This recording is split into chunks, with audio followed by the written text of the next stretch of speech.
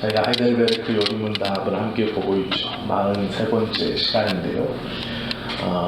94문 그리고 95문을 봅니다. 지난주에 저희가 함께 보았던 것처럼 지난주에는 십계명을 주시기 전 하나님께서 서문격으로 말씀해 주셨고, 오늘은 이제 1계명을 좀 함께 보는데요. 우리가 다 아는 것처럼 제1계명은 무엇입니까? 너는 나 외에는 다른 신들을 내게 있게 말지니라. 이것이 1계명이죠. 그러면 94문에서 질문하는 것과 95문에서 질문하는 것을 제가 읽어드리겠습니다. 제1계명에서 하나님께서 요구하시는 것은 무엇입니까? 내 영혼의 구원과 복이 매우 귀한 것이기 때문에 나는 온갖 우상숭배, 마술과 점치는 일과 미신, 성인이나 다른 피조물들에게 기도하는 것을 피하고 멀리해야 합니다. 더 나아가 유일하고 참되신 하나님을 바르게 알고 그분만을 신뢰해야 하며 모든 겸손과 인내로 그분에게만 복종하고 모든 좋은 것들을 오직 그분에게서만 기대하며 마음을 다하여 그분을 사랑하고 경외하며 그분만 섬겨야 합니다. 그리함으로 지극히 작은 일이라도 하나님의 뜻을 거슬러 행하기보다는 오히려 모든 피조물을 포기합니다. 우상숭배란 무엇입니까? 우상숭배란 말씀으로 자신을 계시하신 유일하고 참되신 하나님 대신 혹은 하나님과 나란히 다른 어떤 것을 신뢰하거나 고안하여 소유하는 것입니다. 이것이 답입니다. 1계명을 주시면서 우리가 어떻게 살아야 하는가에 대한 질문과 답이고, 또 1계명에 있는 우상숭배가 도대체 무엇이냐, 이것에 대한 질문과 답이죠. 하나님께서 우리가 지난주에 함께 나누었던 것처럼 하나님 자신을 뭐라고 말씀하신다면 나는 여호와라 말씀하셨어요. 이게 이제 우리말로 여호와 세 글자인데요. 원래 하나님이 모세에게는 세 글자로 알려주신 게 아니라 9글자로 알려주셨어요. 제가 예전에 한번 말씀드린 기억이 나는데요. 여호와의 이름은 원래 어떻게 알려주시냐면 예, 그 다음 가운데가 아쉐르, 또 뒤는 반복되어서 예입니다. 이게 모세에게 하나님이 처음 말씀해 주신 거예요. 즉 나는 여호와다 이렇게 말씀해 주신 게 아니고 에흐예, 아쉐르, 에흐예 이렇게 알려주신 거예요. 이것을 풀면 어떤 말이냐면 여호와라는 뜻인데요. 우리가 이 세 글자 여호와라고만을 하나님을 호칭하면 잘못된 말이에요. 이게 왜 그러냐면 여호와라는 말은 나는 스스로 있는 자다 이런 뜻입니다. 그런데 하나님이 모세에게 알려주신 에흐예, 아쉐르, 에흐예라는 뜻은 나는 함께 있어 언약을 이루는 자다라는 뜻이에요. 전혀 다른 뜻입니다. 즉 우리가 여호와라고 말하면서 스스로 계신 분이라고 부르는 것은 하나님이 하나님을 호칭하시는 말이지, 정확히 말하면 우리 보고 나를 이렇게 불러라라고 해주신 게 아니에요. 우리 보고는 뭐라고 부르라라고 말씀하시냐면 함께 있어 언약을 이루는 분 이렇게 말씀해 주신 거예요. 이것이 9글자로 우리에게 말씀해 주신 이름의 뜻입니다. 원래 모세에게는 그렇게 말씀하셨어요. 그런데 이제 성경을 필사하는 사람들, 또 모세가 기록할 때는 이 하나님의 직접적인 이름을 그대로 기록하지 못하고 여호와라고 기록하는 거예요. 그러나 그 뜻은 에흐예, 아쉐르, 에흐예입니다. 이게 하나님이 알려주신 이름이에요. 자기 이름. 그런데 이 이름은 명칭이 아니고 뜻인데요. 이 뜻은 함께 계시며 언약을 이루는 분이다 라는 뜻이에요. 즉 너희와 함께 있어 약속을 이루는 사람이 이루는 분이 나다. 나는 너희와 함께 있어 언약을 이룬다 라고 말씀해 주신 거예요. 모세에게 처음 들려주신 이름이 그렇다라는 것이죠. 이 하나님께서 모세에게 나타날 때 참으로 놀랍고 신비한 일이 있었어요. 우리가 이제 시내산 꼭대기에 있는 떨기나무에 쉬운 말로 하면 가시나무에 뭐가 나간 거죠? 마이크가 나갔죠? 네. 떨기나무에 이게 갈 때가 되니까 네. 네, 괜찮습니다.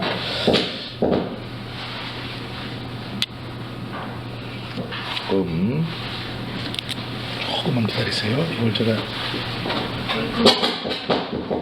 그것 때문에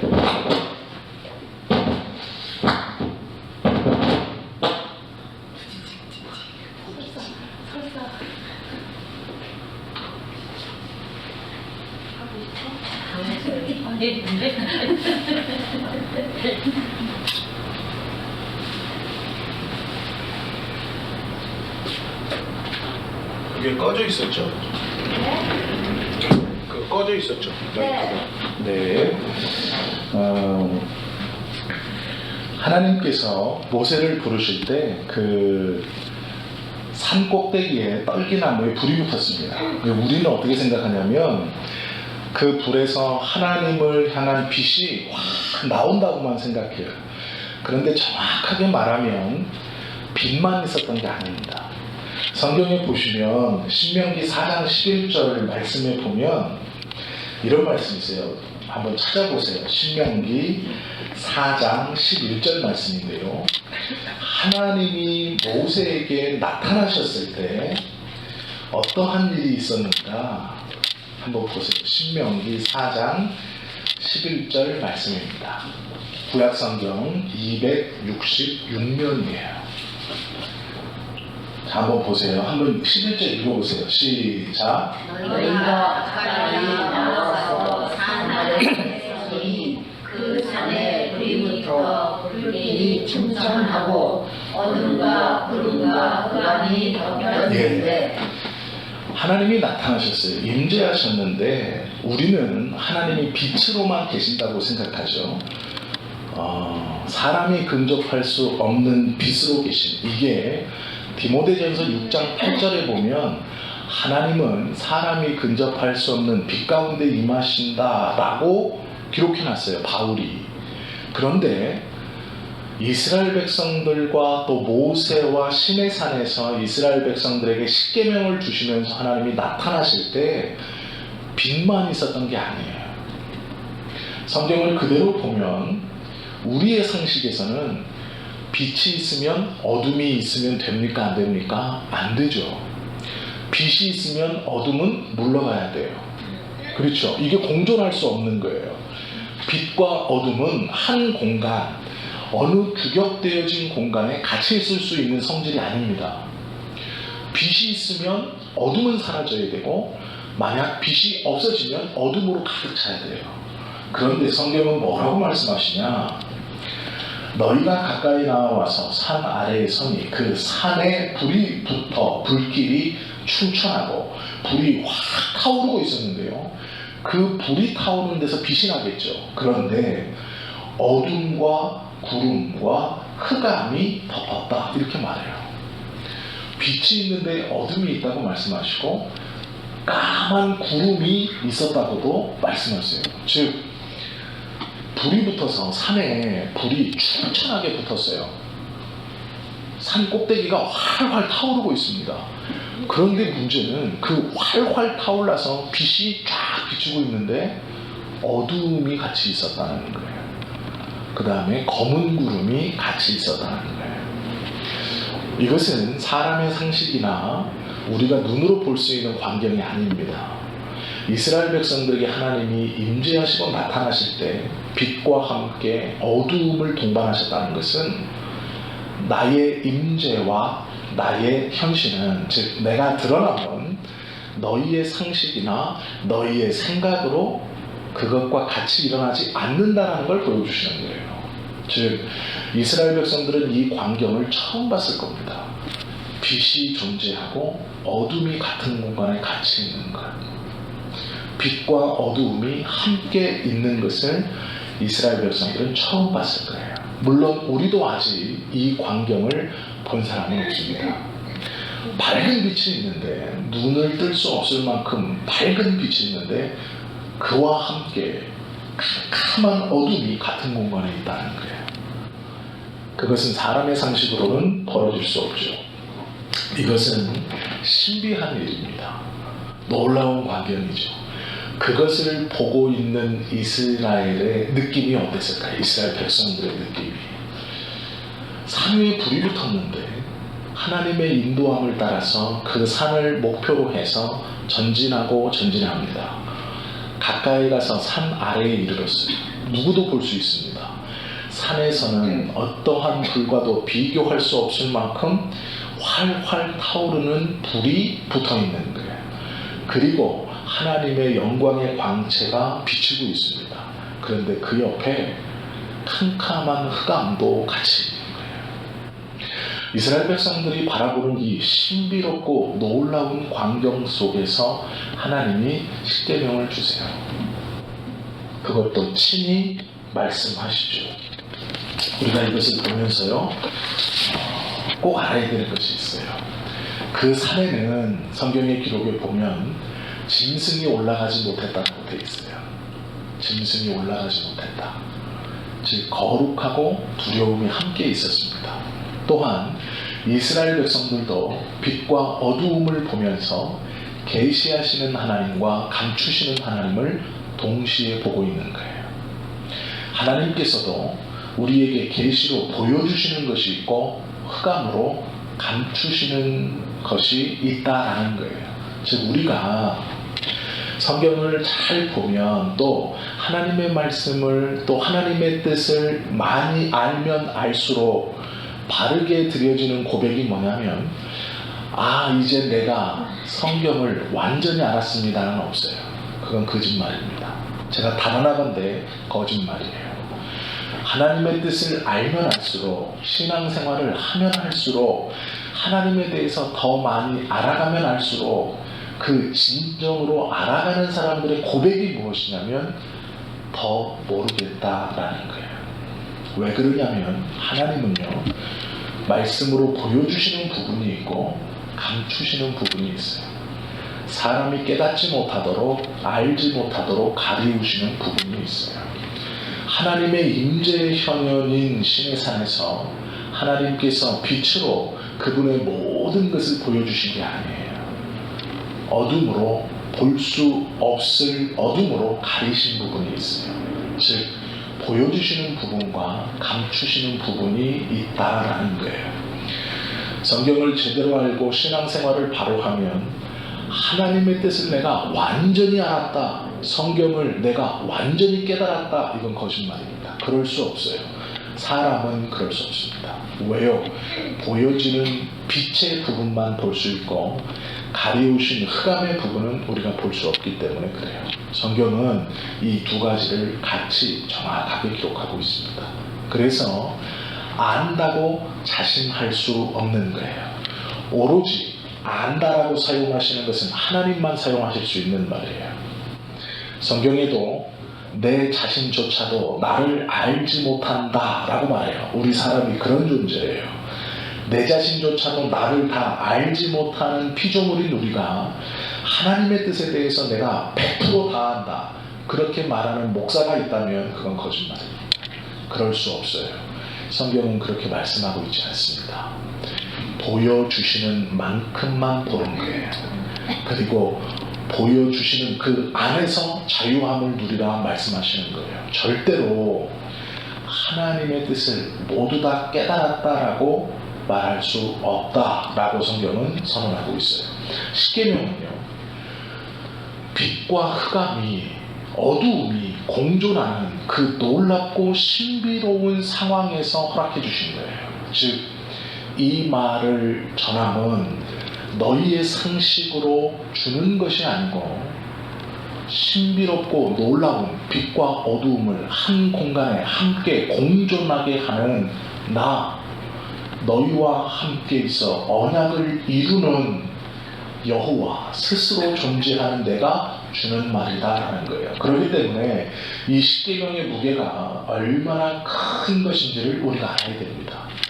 어떤 분들은 이렇게 말씀하세요. 예수님께서 오셔서 언약을 다 폐했다고 했으니까 안 지켜도 됩니다. 천만의 말씀이에요. 예수님은 언약을 세운다고 하셨지 폐한다고 말씀하신 적이 없어요. 언약을 성취하러 오셨다라고 말씀하셨지 없애버렸다라고 말씀하신 적이 없어요.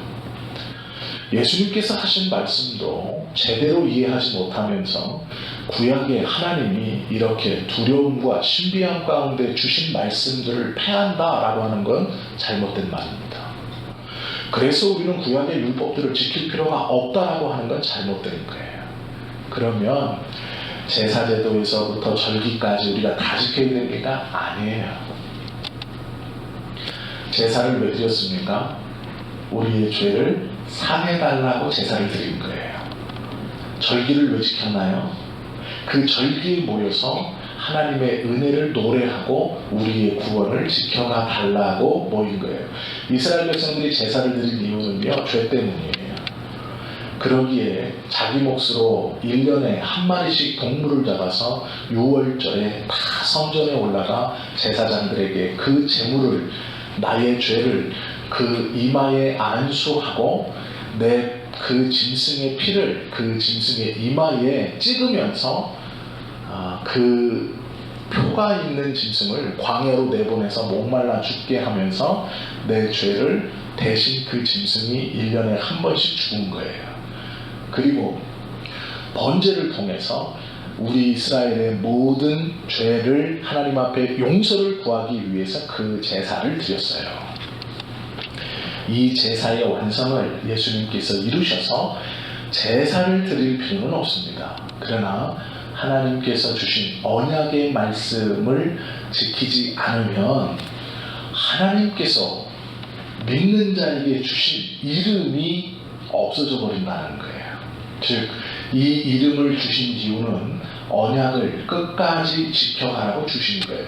그러기에 당신의 이름을 함께 있어 언약을 이루는 자라고 주신 거예요. 그 이름을 믿음으로 받은 이스라엘 백성들뿐 아니라 예수 그리스도의 은혜로 구원 가운데 들어가 있는 우리도 동일한 그 언약의 백성입니다. 그러기에 그 언약을 지켜야 돼요. 그 언약의 첫 번째가 제1계명입니다. 너는 나 이외에 너에게 다른 신을 있게 하지 말라라는 것이죠. 그런데 이 언약을 주신 이유가 있어요. 이 언약을 주신 이유가 있는데 그것은 하나님의 입장에서 주신 게 아니고요, 우리의 입장에서 주신 거예요. 우리를 걱정하시고 사랑하셨기 때문에 주신 거예요. 이게 무슨 말이냐? 계명은 법입니다. 지켜야 되는 거예요. 그러면 이것은 압박으로 주신 것이지 어떻게 우리의 자유함과 우리의 평안함을 위해서 주신 겁니까? 라고 되물을 수 있어요. 그런데 잘 들어보십시오. 성경에서 뭐라고 하는지. 1계명은 신을 두지 말라는 거예요. 다른 신을 두지 말라. 성경에 보시면 이 다른 신을 우상숭배라고 말합니다. 즉 다른 나 외에 다른 우상을 너에게 두지 말라 말씀하시는 것이죠. 왜 그러느냐? 고린도전서 10장에 보시면 19절에 이렇게 말해요. 우상의 제물은 무엇이며 우상은 무엇이라 하느냐? 이렇게 물어요. 그리고 20절에 대답합니다. 고린도전서 10장 20절이에요. 대저 이방인의 제사하는 것은 귀신에게 하는 것이요, 이렇게 말합니다.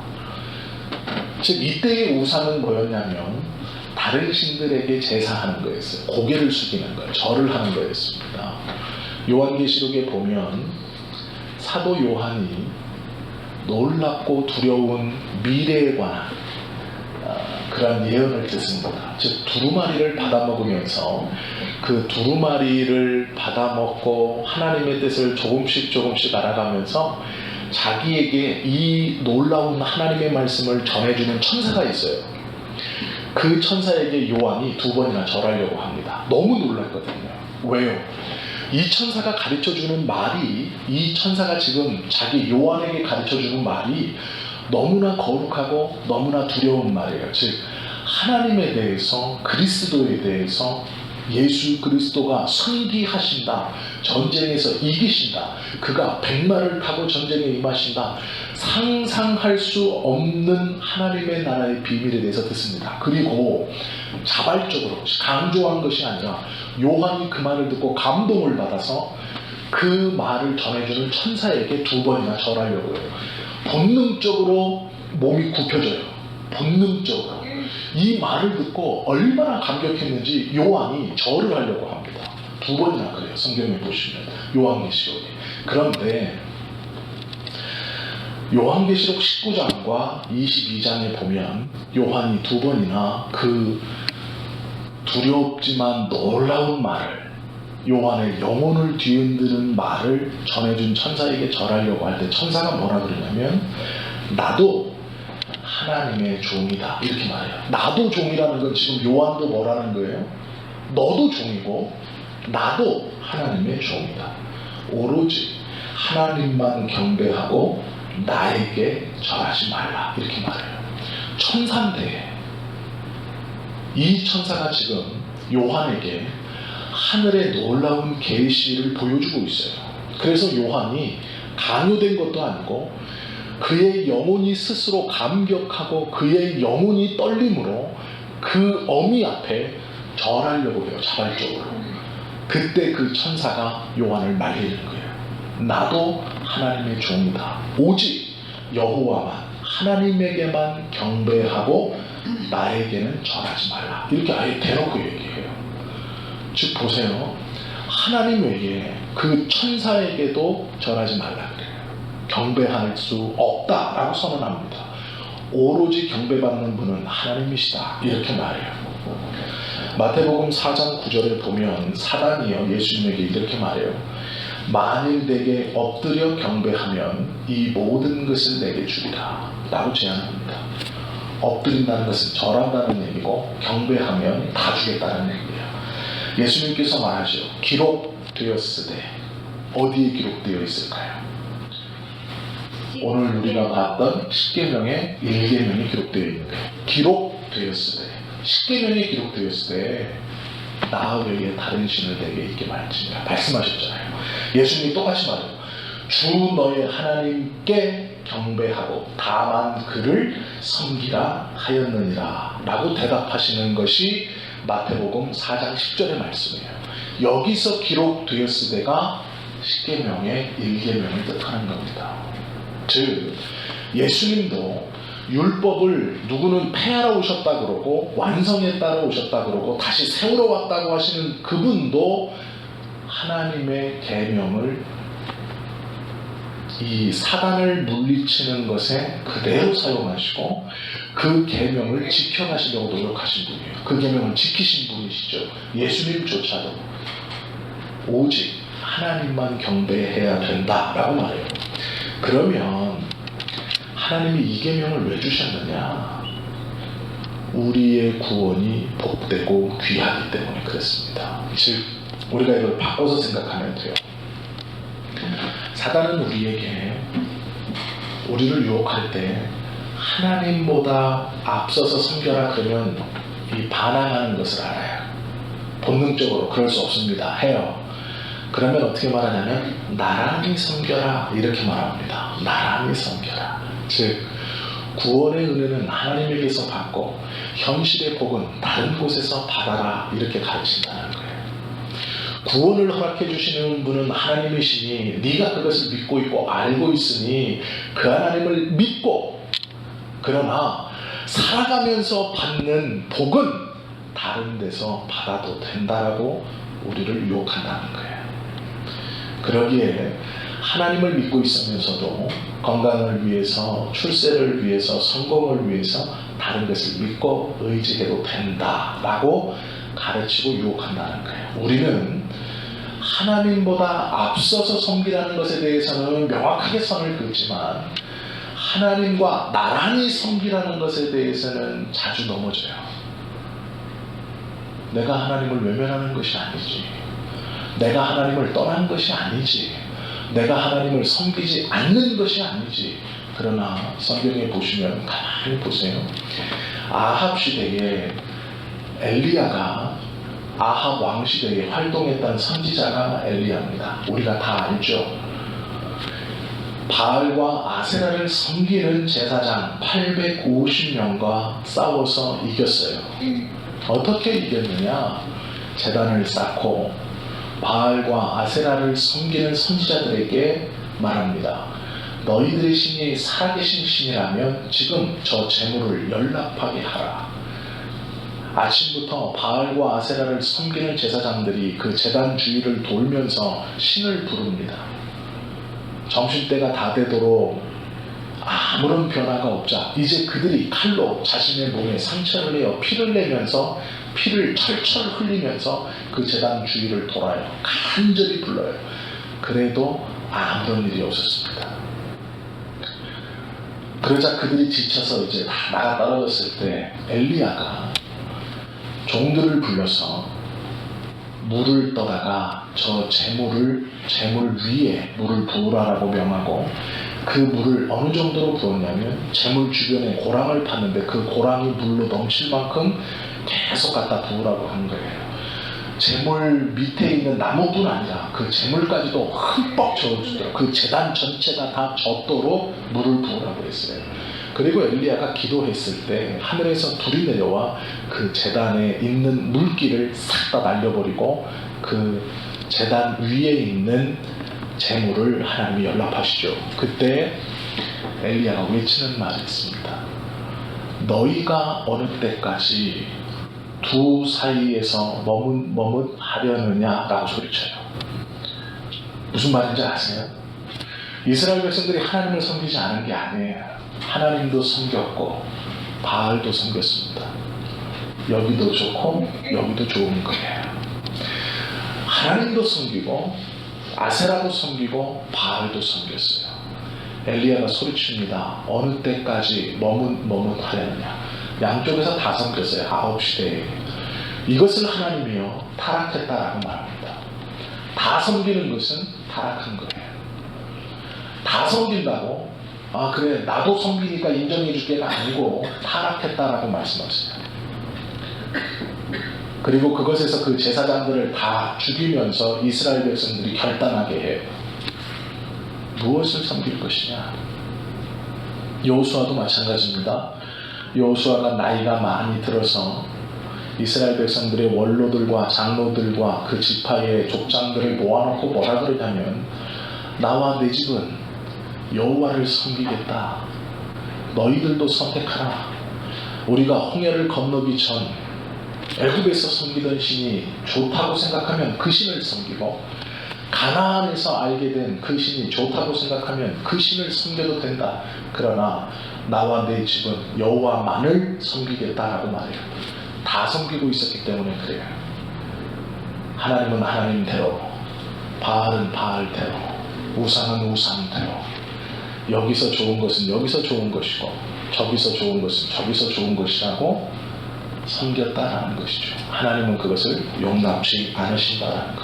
그러면 용납치 않으시는 이것이 왜 우리를 위한 것이냐? 하나님을 위한 것 아닙니까? 그런데 잘 들어보십시오. 우상을 쫓아서 열심히 충성하면 값으로 얻는 싹은 사망입니다. 성경에 그렇게 써 있어요. 우상을 쫓아 열심히 봉사하고 순종하고 그곳에 열심을 내면 싹을 받아요. 근데 무슨 싹을 받나요? 사망을 받아요. 그런데 하나님이 뭐라 그러세요? 우상을 두지 말라 명령하세요. 이게 뭐냐면 내가 너를 구해주었고 너는 나의 백성이 되었으니 그 사망의 싹을 받지 말아라라고 명령하신 거예요. 이게 누구 입장에서 주신 걸까요? 우리 입장에서 주신 거예요. 결혼을 했습니다. 아내가 있고 남편이 있어요. 남편이 어느 날 아내 보고 그래요. 이제 나랑 결혼했으니 다른 남자하고 바람을 피면 안 돼. 그건 옳지 않아. 그러면 큰일 나는 거야. 라고 하는 남편과 결혼을 했어요. 아내를 부릅니다. 너는 자유가 있으니까 다른 남자 만나고 외박해도 되고 해도 돼. 괜찮아. 어느 남편이 정상이에요? 어느 부인이 어떤 부인이 A라는 남편을 두고 있는 부인이 안전할까요? B라고 말하는 남편을 둔 부인이 안전할까요? 그 충격과 그 감당과 그 뒤에 벌어졌을 아픔과 슬픔은 본인이 감당할 수 없는 거예요. B라고 말하는 남편은 비정상입니다. 그리고 그렇게 행동하는 B에 소속된, 만약에 그렇게 행동한다면 그 행동의 뒷책임을 본인은 질 수 없을 만큼 슬프고 아픈 거예요. 똑같습니다. 하나님께서 우리를 구원하셔서 나 외에 다른 신을 내게 있게 말지니라고 명령하신 것은 다른 신에 충성하다 그 삭스로 사망을 받아 멸망하면 안 된다라는 거예요. 그러기에 명령으로 첫 번째 두신 겁니다. 나 외에 다른 신을 내게 있게 말지니라. 이 말은 베푸른 구원과 영원한 생명, 즉 내가 받은 구원과 영생이 너무도 귀하고 복되기에 하나님께서 그것을 보호하시고 지켜주시는 제 첫 번째의 계명으로 주신 것이 나 외에 다른 신을 내게 있게 말지니라예요. 즉 이 십계명의 첫 번째 계명은 두렵고 무서운 계명이 아니고 우리의 구원을 영속시켜 주시려는 하나님의 말씀입니다. 즉 이 계명이 우리에게 부담이 아니고요, 우리의 영원한 안전을 지키기 위해 구원을 확실하게 하고 지켜가기 위해서 주신 하나님의 사랑의 표현이에요. 이걸 모르면 문자적으로만 봐요. 그리고 나는 살인 안 했잖아, 나는 뭐 안 했잖아, 나는 우상 안 섬겼잖아. 아니요. 예수님께 와서 부자 청년이 말합니다. 저는 어려서부터 하나님의 말씀을 다 지켰습니다. 이렇게 얘기해요. 예수님이 잘했다 칭찬하세요. 그런데 이 청년이, 부자 청년이 말한 말씀을 가만히 들으면 10계명에서요 6계명부터 10계명까지예요. 이 계명을 잘 지켰어요. 거짓말도 안 했고 탐한 적도 없고 도둑질도 안 했어요. 이웃의 아내나 뭐 남종이나 여종이나 그런 것 한 적 없고 거짓 증거 한 적도 없어요. 하나님의 말씀을 잘 지켰습니다. 그런데 예수님이 찝어요. 내 재산을 팔아 가난한 자들에게 주고 너는 나를 따르라. 이게 무슨 말일까요? 하나님과 나란히 섬기는 재물을 포기하고 하나님을 선택하고 나를 따르라라는 거예요. 이때 이 청년이 근심하고 슬퍼하며 돌아갔다. 성경은 말해요. 그가 6계명부터 10계명까지, 아니 어쩌면 5계명부터 10계명까지 잘 지키는 청년이었습니다. 자신도 자신했어요. 예수님도 인정했습니다. 그러나 그는 첫 번째 계명이 넘어진 거예요. 그가 그렇게 중요하게 여기는 것, 하나님과 동일하게 여기는 것은 돈이었습니다. 예수님이 그걸 드러내시는 거예요. 그것이 드러나자 근심하며 돌아갑니다. 우리가 단순히 나 외에 다른 신을 내게 있게 말지니라 이 말씀을 문자로 받으면 나는 하나님을 섬기고 나는 뭐 점을 본 적도 한 번도 없고 뭐 나는 뭐 그 불상 쳐다만 봐도 나는 뭐 진절머리가 나는데 나는 1계명은 잘 지키고 있지. 아니야, 그렇지 않습니다. 우리가 하나님과 동일한 선상에 놓고 의지하고 있는 것이 무엇인가? 그것이 우상이라고 성경은 말씀하고 있다는 것이죠. 성경에서는요 우상하고 우상 숭배를 말씀하실 때마다 뒤에 붙여놓는 단서가 있어요. 이게 헛것이다, 헛된 일이다, 이런 말을 해요. 시편 115편 5절에서 8절에 보면 이렇게 말합니다. 입이 있어도 말하지 못하며 눈이 있어도 보지 못하며 귀가 있어도 듣지 못하며 코가 있어도 맞지 못하며 손이 있어도 만지지 못하며 발이 있어도 걷지 못하며 목구멍으로 소리도 못하느니라. 우상을 만드는 자와 그것을 의지하는 자가 다 그와 같으리로다 라고 말해요. 그와 같으리로다 라는 말은 헛것이다 라는 말이에요. 모양은 있지만 기능을 발휘하지 못하는 헛것이다. 성경은 우상과 우상 숭배를 말하면서 헛된 일, 헛것이라고 말해요. 뭔가 되는 것 같고 보여지는 것 같고 만져지기 때문에 뭐 일이 되나보다 하지만 헛것이라고 선언하고 있어요. 예레미야 2장 5절에 허탄한 것을 헛되이 행했다 이렇게 말해요. 즉 쓸데없는 짓을 했다. 우상숭배를 그렇게 하나님이 표현하십니다. 로마서 1장에 보면 로마서 1장 24절, 26절, 28절 이렇게 세 절에 1장이 3번 나오는데 뭐가 나오냐면요. 가만히 내어버려 두사 이런 말씀이 있어요. 우상을 숭배하는 것을 하나님이 가만히 내어버려 두사. 이게 무엇이냐면 나 외에 다른 신을 내게 있게 말지니라고 명령을 주셨어요. 그런데 그 명령 밖에서 행하는 자들을 어떻게 표현하냐면 하나님이 내어버려 두셨다라고 말해요. 즉 언약 안에 들어와 있는 백성이 아니라는 거예요. 내어버려 두신다는 것은 내 식구가 아니라는 거예요. 내 자녀가 아니라는 뜻입니다. 이것이 얼마나 두렵고 얼마나 무서운 말인지를 우리가 알아야 돼요. 우리가 하나님과 어떠한 것을 나란히 섬기고 있는데 그것에 대한 마음에 아무런 거리낌이 없고 오늘은 하나님한테 예배하고 내일은 정치에 찾아가는 것이 마음에 아무런 거림이 없고 무엇인가 된다고 본다면 하나님이 내어버려 두신 자일 줄 모른다는 거예요. 이것은 두렵게 받아야 되는 말씀입니다. 하나님께서 그것을 가만히 내버려 두는 것은 무서운 일입니다. 만약에 우리가 그러한 행동에 빠져 있다면 속히 돌아서야 돼요. 내어버려 두시는 하나님의 이 무서운 음성이 우리에게 들리기 전, 아니 어쩌면 아무런 말씀도 들리지 않게 되기 전에 주님의 말씀으로 지금 권면을 받고 있고 우리가 함께 강론을 듣는 이 순간 돌아서야 됩니다. 하나님의 말씀이 우리 안에 임할 때 우리가 돌아서야 하는 것이죠. 우리의 구원은 매우 귀하고 거룩한 것이기 때문에요. 하나님에게 붙어 있으면 하나님을 닮아갑니다. 온화해지고 정직해지고 성품이 부드러워지는 하나님을 닮아가요. 그러나 우리가 다른 곳에 있으면 그 다른 것을 닮아가는 거예요. 분노하게 되고 죄 가운데 살지만 죄가 죄인 줄 느끼지 못하는, 우리가 누구와 가까이 있느냐 어느 곳에 있느냐에 따라서 우리의 인품과 우리의 생활과 우리의 삶과 우리의 신앙이 어느 쪽을 닮아가느냐를 보면 돼요. 하나님께서 나 외에 다른 신을 내게 있게 말지니라라는 것은 우리를 생각하셔서 우리를 사랑하셔서 주신 명령입니다. 왜 그걸 제일 먼저 제일 앞서 주셨을까요? 하나님이 나 잘 섬기라고 주신 게 아니에요. 우리의 구원이 그만큼 값지기 때문에 그랬습니다. 우리가 받은 영생이 그만큼 귀하기에 우상에게 열심히 봉사하고 싹스로 사망을 받지 않게 하시기 위해서 주신 말씀이에요.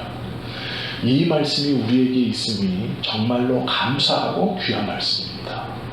십계명은요 부담으로 다가오는 게 아니라 너무도 귀하고 너무도 복되는 거예요. 우리가 이 말씀을 귀하게 여기고 붙들고 있으면 있을수록 하나님의 사랑이 무엇인지를 더 잘 아는 자가 될 수 있습니다. 계명이 말이 딱딱해서 그렇지 성경은 어느 하나도 우리를 잘못되라고 우리를 걱정하지 아니해서 그냥 하나님의 임의대로 주신 말씀이 없어요. 성경에 기록되어 있는 모든 말씀은 우리를 중심으로 주신 거예요. 우리를 사랑하셔서 주신 것이고 우리의 영혼의 바름을 위해서 주신 거예요. 한 구절만 떼면 두렵고 무서운 말씀이에요. 그런 말씀도 없지 않아 있습니다.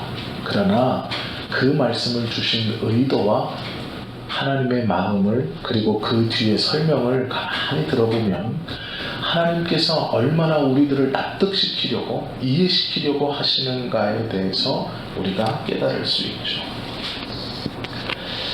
억지나 부담이 아니라 이 계명을 우리가 다시 한번 들어요.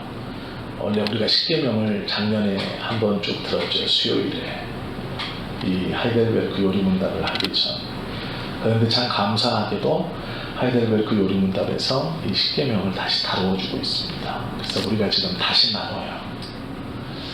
이것은 저에게도 참 감사한 일이고 우리 성도님들에게도 너무 감사한 일이에요. 우리 모두에게 복된 일입니다. 하나님의 계명을 우리가 다시 한번 살펴볼 수 있고 강론을 나눌 수 있다는 것 귀하고 복된 일입니다. 어쩌면 우리의 신앙생활이 의무감이나 책임감으로 가득 차 있어서 할 수 없이 예배에 오고 있다면 오늘 이 말씀을 기억하세요. 그것은 의무나 책임감 때문에 하는 것이 아니라 우리의 영혼의 풍성함과 구원을 위해서 하나님이 베풀어 주시는 은혜입니다. 계명이라는 말이 딱딱해서 그러지 그 속에는 하나님이 우리를 얼마나 사랑하시는가를 보여주고 계시는 말씀이에요. 우리가 짧은 시간 주님의 말씀을 함께 강론했는데요. 십계명의 첫 번째 계명, 제1계명이 우리를 사랑하셔서 주시는 하나님의 놀라운 사랑의 표현이라는 것을 안다면 나머지 부담으로 다가오는 계명들도 분명 그 속에 하나님께서 우리를 사랑하셔서 주시는 말씀이라는 것을 깨달을 수 있으시리라 확신합니다. 오늘 이 말씀을 좀 기억하시고 두려운 계명이 아닌 감사한 계명으로 이 십계명을 받으실 수 있는, 그리고 또 기쁨으로 지켜가시는 저와 여러분 되시기를 예수님의 이름으로 축원합니다. 기도하시겠습니다.